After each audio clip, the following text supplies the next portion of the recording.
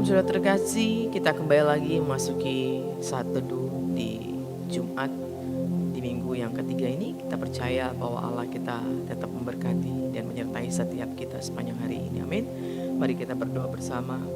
Kami bersyukur Tuhan Yesus buat segala kebaikan Tuhan. Kami merasakan kasih Allah yang melimpah dalam setiap kehidupan kami. Pagi hari ini kami mau datang kepada Tuhan, meninggikan nama Tuhan Yesus, memuliakan Engkau Raja di atas segala Raja Tuhan. Terima kasih Bapa, kami menyembah Engkau, kami menjamah di dalam nama Tuhan Yesus. Engkau Bapa yang baik, Engkau Bapa yang mengasihi. Terpuji namamu Tuhan, di dalam nama Tuhan Yesus kami bersyukur dan berdoa. Amin. Memandang wajah, rasakan kasih-Mu,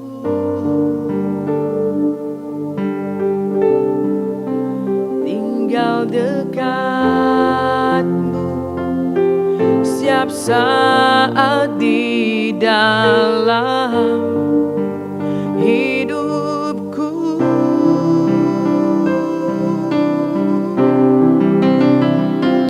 Bapakku yang baik, sangat ku cinta,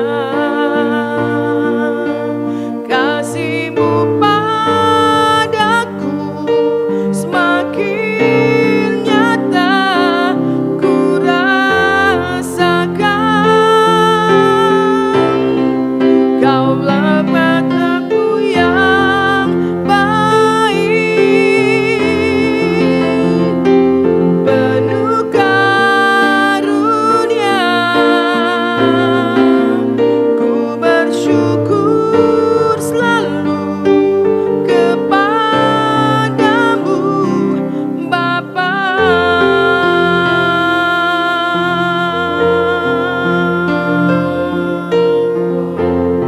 Kami bersyukur Tuhan Yesus, memandang wajah-Mu, rasakan kasih-Mu,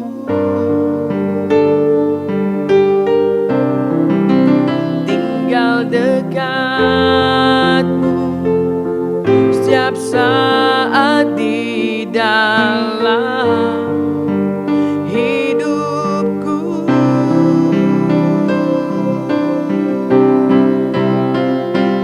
Bapakku yang baik, sangat ku cinta, kasih-Mu padaku semakin nyata ku rasakan. Kau Bapakku yang baik, penuh karunia. Ku bersyukur selalu kepadamu Bapa.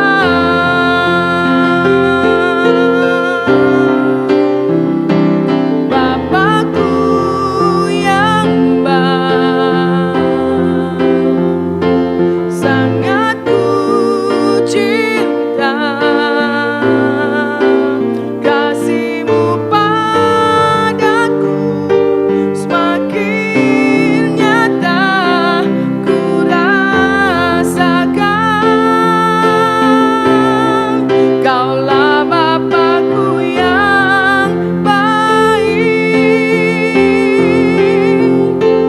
penuh karunia. Ku bersyukur selalu kepadamu Bapa.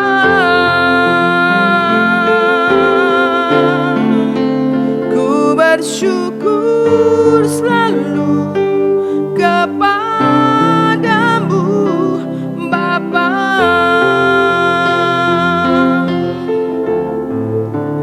Ku bersyukur selalu kepadamu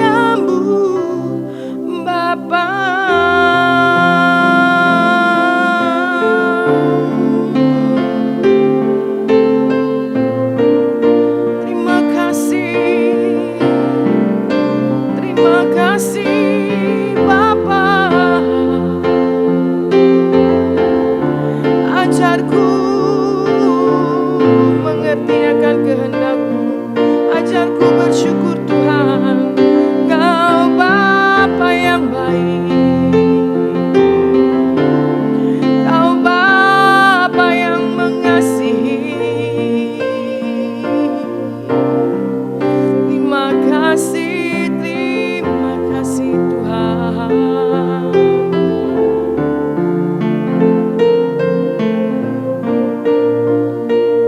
Terima kasih Tuhan Yesus.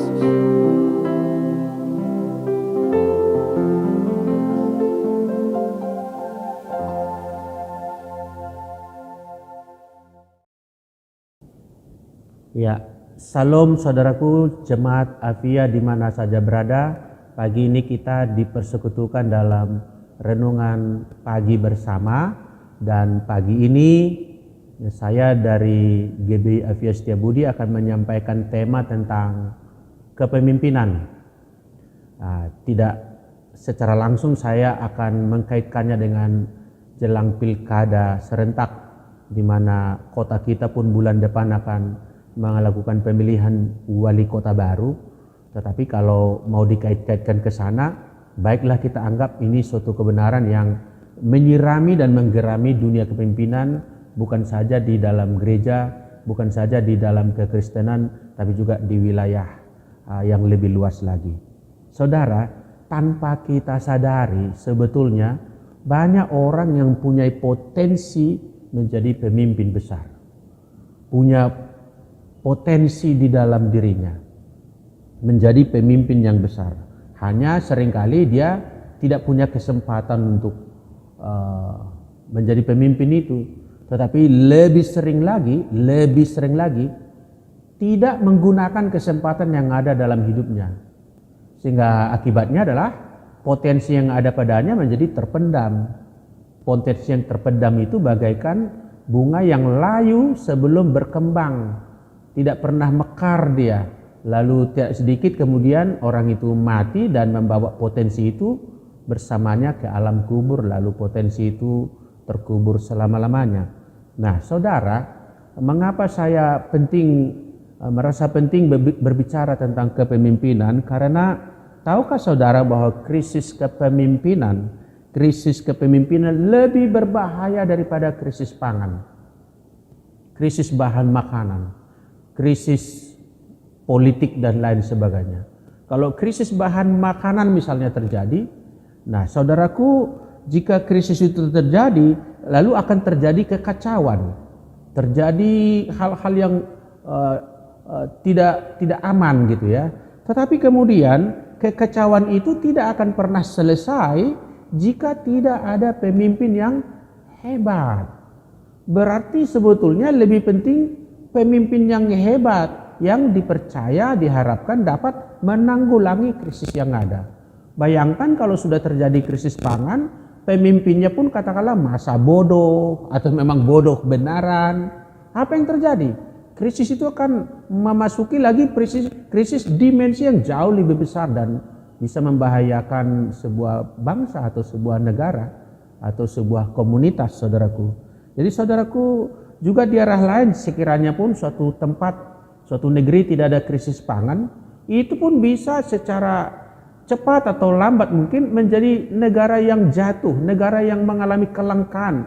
Kalau di negeri yang berlimpah tadi, pemimpinnya itu katakanlah pemimpin yang korup, pemimpin yang kotor, pemimpin yang mencintai harta, pemimpin yang mencintai tahta, pemimpin yang mencintai wanita. 3 katanya menjadi penyakit bagi para pemimpin.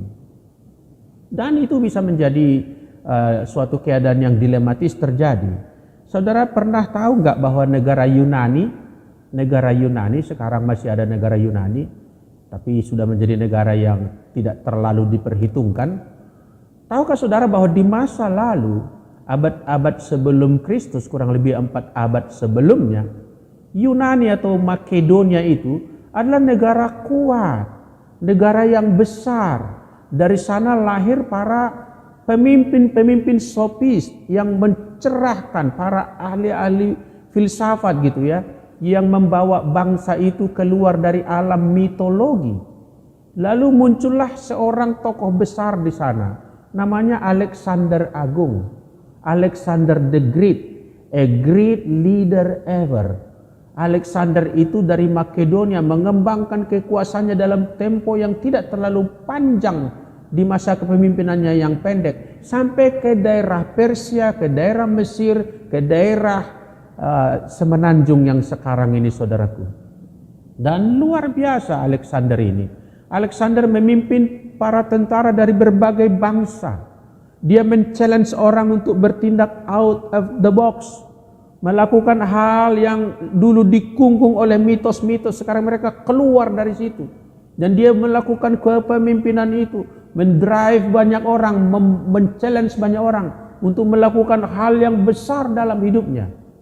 Dan hebatnya lagi, Alexander ini, dia melakukan kepemimpinan itu justru di tengah-tengah perjalanannya dari petualangannya kemana-mana menjelajah dan menaklukkan negeri.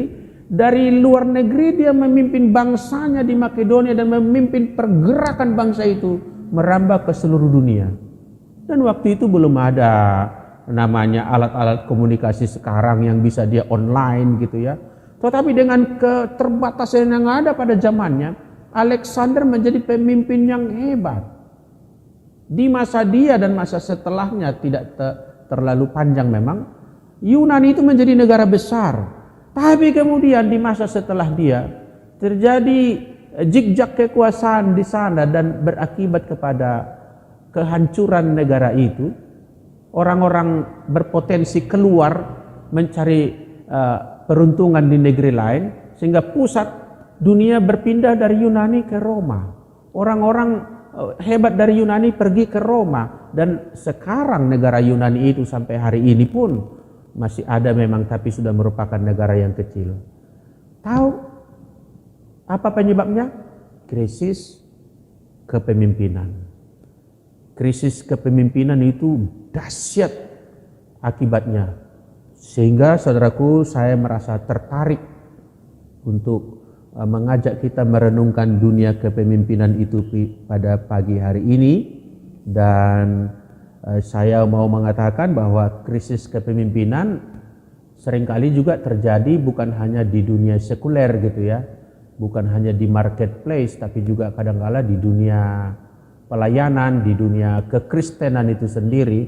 Dan misalnya saja pada pertengahan bulan Juli tahun 2020, masih baru di tengah-tengah masa pandemi corona ini, terjadi berita yang menyedihkan, di mana 5 orang tewas karena serangan anggota bersenjata dalam suatu tindak penyanderaan yang berada di Gereja International Pentecost Holiness Church, salah satu gereja terbesar di Afrika Selatan, boleh dibilang gereja yang kaya di Afrika Selatan.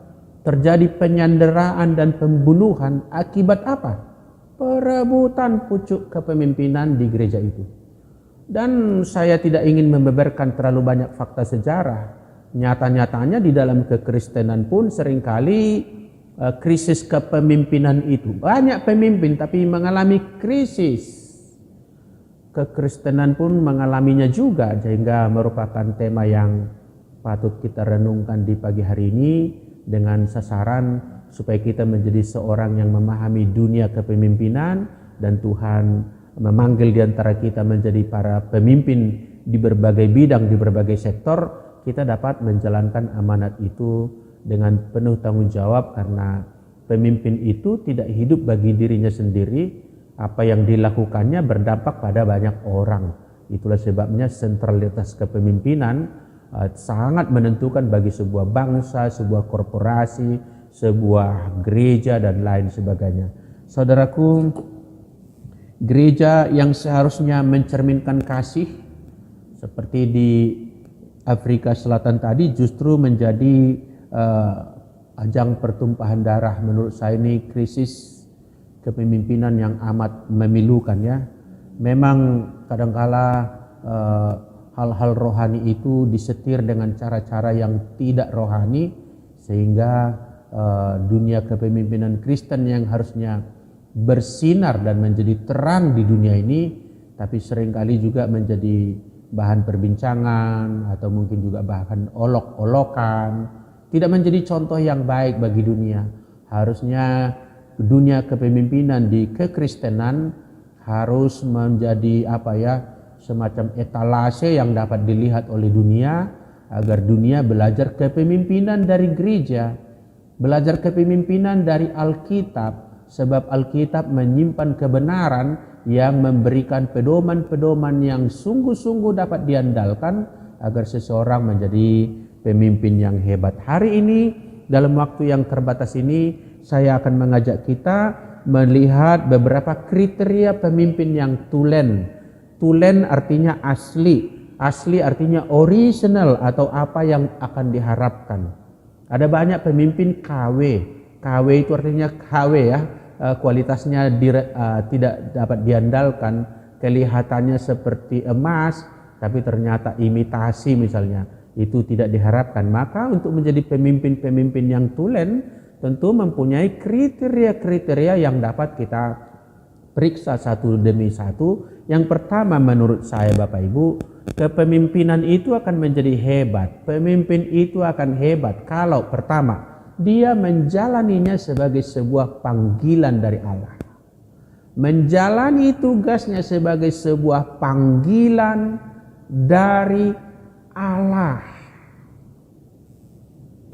Ada yang berkata kemampuan atau kehebatan kepemimpinan itu 5% ditentukan oleh bakat bawaan lahir.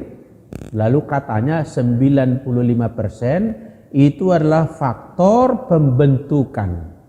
Faktor termasuk latihan, pendidikan, dan magang dan lain sebagainya. Benarkah demikian? Saya akan berkata Bapak Ibu, siapa yang menaruh seseorang itu pada orang tuanya? Mengapa dia terlahir dari ayah dan ibu itu? Sehingga kita katakan dia menerima bakat kepemimpinan. Berarti memang betul ada faktor bakat, tetapi saya sedang mengajak kita merenungkan ada oknum di luar dan di atas kita yang membuat bakat itu ditanam atau diwariskan dari orang tuanya pada diri seorang anak itu. Saudara tidak berdiri sendiri faktor bakat itu. Demikian juga faktor pembentukan yang katanya tadi 95%. Apakah betul murni hasil pembentukan menghasilkan pemimpin yang tulen? Menurut saya tetap ada faktor di atas dan di luar faktor itu. Bahwa pembentukan itu pun tidak terlepas daripada oknum ini. Misalnya saja kalau kita mengambil contoh Bapak Barack Obama, Presiden Amerika yang lalu, saudaraku. Kenapa dia pernah mengalami masa kecilnya di Jakarta? Di sebuah sekolah di Cikini di Jakarta. Dan kemudian dia di belakangan hari menjadi presiden di Amerika. Bukankah mungkin akan lain jalan cerita dan kisah hidupnya sekiranya dulu dia sekolah di masa kecilnya di Kenya, negeri asal leluhurnya, atau di tempat lain? Apakah tidak mungkin bahwa jalan cerita hidupnya akan berbeda dari itu? Berarti bahwa Bapak Ibu, sekalipun kita melatih diri, menyekolahkan orang pada sekolah kepemimpinan yang hebat, itu tidak menjadi faktor yang berdiri sendiri. Ada faktor panggilan ilahi, panggilan dari Allah. Maka pemimpin yang tulen, menurut patokan yang saya ambil dari Alkitab, pemimpin yang tulen itulah pemimpin yang menjalani tugasnya itu sebagai sebuah respon terhadap panggilan kepada Tuhan. Kalau kita mau hebat, maka kehebatan kita dimulai daripada saya menanggapi panggilan Allah. Bahwa Tuhan memberikan suatu tanggung jawab. Tuhan memberikan sebuah beban kepada saya. Tuhan memberikan sebuah vision kepada Yusuf misalnya. Maka dari sanalah kepemimpinan hebat itu dimulai, saudaraku. Saudara yang dikasihi oleh Tuhan, saya makin paham mengapa misalnya Nabi Samuel yang sempat hampir sudah mengurapi anak sulung daripada Isai, dan kemudian Tuhan berkata, jangan, Sebab jangan pandang parasnya dan eloknya, yang elok itu. Manusia melihat apa yang di depan mata, tetapi Tuhan melihat hati. Lalu Tuhan mencegah melalui Nabi Samuel supaya jangan pengurapan itu jatuh kepada Eliab dan adik-adiknya yang lain. Dan ternyata saudaraku, pada akhirnya Samuel bertanya, ini kan semua anakmu? Lalu Bapak Isai mengaku jujur, masih ada seorang lagi, tetapi dia sedang di padang penggembalaan. Dan Nabi Samuel berkata, panggillah dia. Saudaraku, Daud kemudian yang diurapi menjadi pemimpin. Daud kemudian yang didaulat menjadi pemimpin. Apa artinya? Bahwa panggilan Allah kepada Daud itu terjadi dan Daud menanggapinya sebagai sebuah tanggung jawab. Sehingga itulah dia menjadi seorang pemimpin yang hebat. Saudaraku yang dikasihi oleh Tuhan, apa artinya ini saya angkat adalah bahwa ada promotor di balik kepemimpinan seseorang. Ada promotor yang membayangi dia, yang berada di balik dia atau mungkin di balik layar. Kalau kita misalnya melihat Ibu Megawati dalam beberapa pose spanduk itu, di belakang dia ada tokoh yang membayangi dia, yaitu Bung Karno. Saya dengar juga Pak Prabowo membuat gambar yang besar dari almarhum Presiden Soekarno itu di ruang kerja utamanya. Artinya dia ingin mencitrakan bahwa dia berada di bayang-bayang daripada Soekarno. Demikian setiap pemimpin mempunyai promotor, saudaraku, yang membayangi dia. Dan promotor sejati ialah Allah sendiri yang memanggil Yusuf menjadi pemimpin, yang memanggil Daud menjadi pemimpin, yang memanggil Nehemia menjadi pemimpin, dan memanggil kita masing-masing untuk berperan di dalam kepemimpinan di berbagai bidang. Ada yang menjadi pemimpin di tengah keluarga, pemimpin di perusahaan, pemimpin di sekolah, pemimpin di dunia militer, pemimpin pujian penyembahan, pemimpin ibadah, pemimpin gereja, pemimpin partai politik, pemimpin perusahaan, pemimpin dalam berbagai sektor. Tuhan memanggil kita, dan kita kalau mau menjadi hebat, tanggapilah panggilan itu dengan penuh tanggung jawab. Dari sanalah kehebatan dan ketulenan kepemimpinan itu dimulai. Saudaraku, itulah sebabnya saudaraku, para rasul sendiri adalah Yesus memilih mereka. Bahkan Yesus mendahului berdoa di atas sebuah bukit, berdoa semalam-malaman, dan keesokan harinya baru dia memanggil satu persatu di antara orang-orang yang menjadi 12 muridnya. Saudara yang dikasihi oleh Tuhan, seorang pemimpin tulen adalah seorang yang menjalani tugasnya sebagai sebuah panggilan. Yang kedua, kriteria pemimpin yang tulen menurut saya adalah pemimpin itu atau figur itulah orang yang rela berkorban. Rela berkorban, saudaraku. Ya, saya sering memberikan ilustrasi, saudaraku. Ilustrasi saya ini dari dunia permainan catur. Saya perhatikan dalam dunia catur itu, maka ada susunan ya di sini, raja, perdana menteri, para menteri, kuda, kastel, dan para pion-pion yang berjejer di depan. Nah, saudaraku, dalam permainan catur, semua pion-pion ini dan perangkat-perangkat di sekitar raja ini akan dikorbankan, ini akan diumpankan, ini akan disodorkan. Untuk apa tujuannya? Melindungi raja. Yang manapun ini harus siap dikorbankan demi keselamatan rajanya. Berbeda daripada Yesus Kristus yang menjadi figur teladan pemimpin dunia, figur teladan bagi kita semua. Dialah sang Raja Ilahi yang diri sendiri berkorban bagi kita. Dari sana kita dapat dan tangkap spirit kepemimpinan yang tulen adalah seorang pemimpin adalah seorang yang rela berkorban.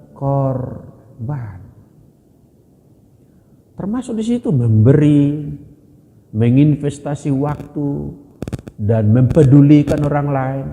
Seorang pemimpin tidak bisa hidup pada dirinya sendiri, mengurusi urusannya sendiri. Itu bukan seorang pemimpin. Setidaknya mungkin itu hanya dia menjadi pemimpin bagi dirinya sendiri. Lalu pemimpin yang egois namanya. Seorang pemimpin tulen dia rela berkorban. Pasti rela berkorban. Saya tidak ingin berpanjang lebar dalam kriteria kedua ini. Saya mau kita rela berkorban. Seorang ayah rela berkorban bagi anak-anaknya, bagi istrinya. Seorang pemimpin di sektor manapun rela berkorban. Tahu nggak saudara, kalau kita bercermin dari dunia penggembalaan di Timur Tengah pada masa lalu, seorang gembala ternak yang dikatakan dalam Mazmur 23, ia menuntun domba-dombanya itu ke mata air yang tenang dan padang rumput yang hijau. Dan kita tahu alam yang ada di sana adalah sebetulnya langka, banyak tandus, langka air yang tersedia, langka juga padang rumput yang hijau gitu. Apa yang dilakukan para gembala sebagai pemimpin domba-domba itu ialah hari-hari sebelumnya dia sudah survei ke berbagai tempat di mana tempat yang ada air dan rumput, yang besok atau lusa dia akan membawa domba-dombanya ke sana. Berarti dia telah menginvestasi waktunya, berkorban menghabiskan waktunya sebelum dia melakukan membawa domba-domba ke tempat itu. Extra time bagi seorang pemimpin, saudaraku. Ekstra doa, ekstra pemberian, ekstra termasuk juga menampung keluhan, menampung pelampiasan rasa salah. Sebab pemimpin biasanya mudah disalahkan. Apa dikit-dikit ya pemimpin yang disalahkan itu biasa. Dan pemimpin itu rela berkorban baru dia bisa menjalani dengan happy. Kalau tidak rela berkorban dia akan mengorbankan orang lain. Itulah sebabnya pemimpin-pemimpin dunia ini kalau terancam ditindasnya yang di bawahnya, dikorbankannya, diumpankannya, ditumbalkannya yang di bawahnya. Tapi pemimpin Kristen yang tulen, dia rela berkorban bagi orang-orang yang dipimpinnya. Ada amin saudaraku? Haleluya. Kiranya pemimpin-pemimpin gereja, pemimpin-pemimpin kota, pemimpin-pemimpin bangsa negara kita ini memiliki spirit rela berkorban bagi orang-orang yang dipimpinnya. Yang ketiga saudaraku, kriteria pemimpin yang tulen menurut saya adalah ia harus menjadi teladan. Kali ini kita membaca dari firman Tuhan dari Alkitab 1 Timotius pasal yang keempat ayat 12 demikian. Janganlah seorang pun menganggap engkau rendah karena engkau muda. Janganlah seorang pun menganggap engkau rendah karena engkau muda. Jadilah teladan bagi orang-orang percaya dalam perkataanmu, dalam tingkah lakumu, dalam kasihmu, dalam kesetiaanmu, dan dalam kesucian. Teladan dalam segala hal. Teladan dalam segala hal itu mulai dari pikiran, perbuatan, tindakan, keputusan, kesucian. Wow, pemimpin tulen dituntut banyak memang. Seorang menerima karunia lebih memang daripadanya dituntut lebih banyak, saudaraku. Jadi kalau kita mau lebih besar lagi, dimanapun sektor kita memimpin, mau menjadi lebih hebat lagi, kita harus menjadi orang yang ingat, saya ini adalah figur teladan. Sebab apa yang kulakukan mungkin diikuti orang, apa yang kuucapkan mungkin akan direkam orang, apa yang kuberikan mungkin akan dicontoh orang, dan lain sebagainya, saudaraku. Nah, saudaraku, pemimpin adalah role model, pemimpin adalah trendsetter, bukan saja dalam kebijakan dan keputusannya, lebih daripada itu seluruh hidupnya, hidup pribadinya, bahkan hidup rumah tangganya. Saudaraku, itu menjadi penentu apakah dia menjadi pemimpin yang berhasil atau efektif, atau justru pemimpin yang gagal, pemimpin yang tidak berhasil. Saudaraku yang dikasihi Tuhan, jikalau tidak ada pemimpin, katanya jatuhlah sebuah bangsa. Memang tidak pernah tidak ada pemimpin, tapi kalau pemimpin yang gagal maksudnya itu artinya sama dengan tidak ada pemimpin. Selalu saja di mana-mana ada pemimpin sebetulnya, tapi tidak selalu menjadi pemimpin yang berhasil. Sekelompok anak-anak pergi ke hutan bermain pun mendadak itu pasti ada pemimpin di antara mereka yang mungkin karena suaranya lebih besar, badannya lebih tegap, umurnya lebih tua dan lain sebagainya, atau grade-nya di sekolah lebih tinggi Selalu ada pemimpin dalam semua komunitas. Tapi apakah dalam kepemimpinan itu dia menjadi teladan? Itu yang menjadi pertanyaannya. Nah saudaraku, bila pemimpin berteladan buruk, maka banyak masalah tidak akan selesai. Tidak akan selesai. Kalau dia memberikan teladan yang buruk, banyak masalah tidak akan selesai. Bahkan justru bikin masalah baru, saudaraku. Seorang pemimpin gereja wajib menjadi teladan, ya. Ya, teladan dalam perkataan sampai kesucian tadi katanya. Saudaraku, saya mau mengakhiri renungan ini karena tidak mungkin mengupas dunia kepemimpinan dalam waktu 15 atau 10 menit seperti ini. Dengan berkata Bapak Ibu, jika saudara mau menjadi pemimpin hebat, maka kita harus, setiap kita harus menjalaninya sebagai sebuah panggilan, dan kita harus rela berkorban, dan kita harus menjadi teladan. Demikian renungan kita pada pagi hari ini. Kiranya menginspirasi semua jemaat Afia menjadi pemimpin-pemimpin hebat, kaum muda yang menjadi pemimpin hebat, anak-anak menjadi pemimpin hebat, orang tua menjadi pemimpin hebat, seluruhnya kita menjadi pemimpin-pemimpin hebat, imamat yang rajani. Tuhan memberkati kita, dan kita akhiri dengan berdoa. Terima kasih Tuhan buat pagi hari ini. Setidaknya kami boleh merenungkan 3 kriteria pemimpin yang tulen atau asli. Kiranya itu menjadi suatu kebenaran yang memperkaya kami, memperluas wawasan kami, dan mendorong kami untuk tampil menjadi pemimpin-pemimpin, menjadi garam dan terang, menjadi cahaya seperti cahaya cakrawala, menjadi bintang-bintang di dunia ini, sebab untuk itulah Engkau memanggil kami, untuk itulah Engkau mati bagi kami, untuk itulah Engkau memberikan anugerah-Mu bagi kami, supaya kami dikembalikan kepada kodrat penciptaan yang semula, ialah kepada Adam dan Hawa diberikan perintah untuk menaklukkan alam semesta ini, demi kepentingan dan kemuliaan nama Tuhan. Terima kasih Tuhan buat renungan pagi ini. Kiranya Tuhan memberkati kami sekalian. Di dalam nama Tuhan Yesus Kristus kami berdoa dan kami bersyukur. Haleluya.